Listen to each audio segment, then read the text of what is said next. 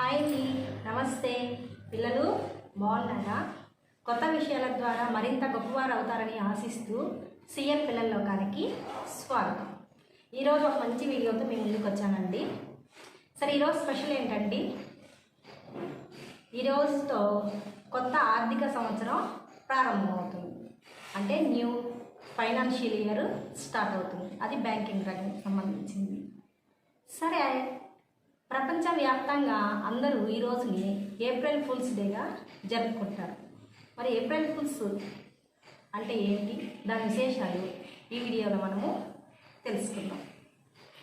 విషయానికి వస్తే April fulls day ఇది ఎందుకు జరుపుకుంటారు, ఎలా జరుపుకుంటారు, ఎప్పుడు జరుపుకుంటున్నారు వంటి విషయాల గురించి చెప్తున్నాను.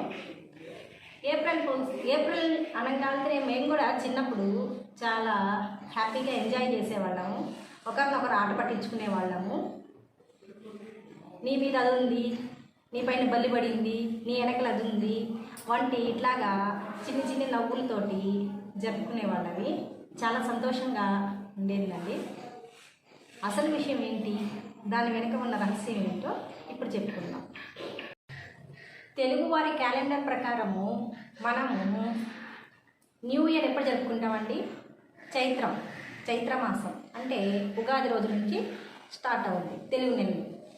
అదే ఆంగ్ల సంవత్సరం క్యాలెండర్ ప్రకారం మనం ఎప్పుడు జరుపుకుంటాము? జనవరి 1వ తేదీన నూతన సంవత్సరంగా జరుపుకుంటాం. ఈ క్యాలెండరు 1582 నుంచి మనం జరుపుకోవడం జరుగుతుంది.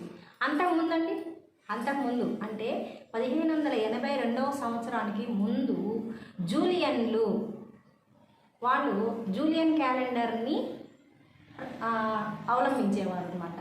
అంటే వాళ్ళ న్యూ ఇయర్ ఏప్రిల్ 1 ఆ తేదీన జరుపుకునేవాళ్ళు. తర్వాత 1582వ సంవత్సరానికి తర్వాత నుంచి గ్రెగోరియన్స్ వాళ్ళు ఈ క్యాలెండర్ని అమల్లోకి తీసుకొని వచ్చి, అంటే వాళ్ళు ఫ్రాన్స్ వాళ్ళు అనమాట, న్యూ ఇయర్ని జనవరి నుంచి జరుపుకునేవాళ్ళు. దీన్ని పోప్ గ్రెగోరీ 13 వీరు ప్రారంభించారు.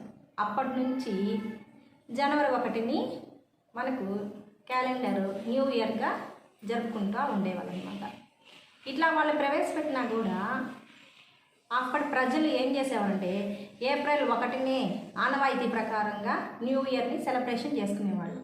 ఇది వాళ్ళకి నచ్చక వాళ్ళు ఏం చేసేవాళ్ళంటే ఆ ఏప్రిల్ రోజు వాళ్ళని జరుపుకునే వాళ్ళని ఫూల్స్ అని భావించి ఫూల్స్ డేగా జరుపుకునేవాళ్ళు. చూసారు కదండి, ఏప్రిల్ 1ని ఫూల్స్ డేగా ఏ విధంగా జరుపుకోవడం జరిగిందో. ఇక అర్థమైందా పిల్లలు మీకు? కాబట్టి ఈ వీడియో మీకు నచ్చినట్లయితే లైక్ చేయండి, షేర్ చేయండి, సబ్స్క్రైబ్ చేయడం మాత్రం మర్చిపోకండి. Thank you.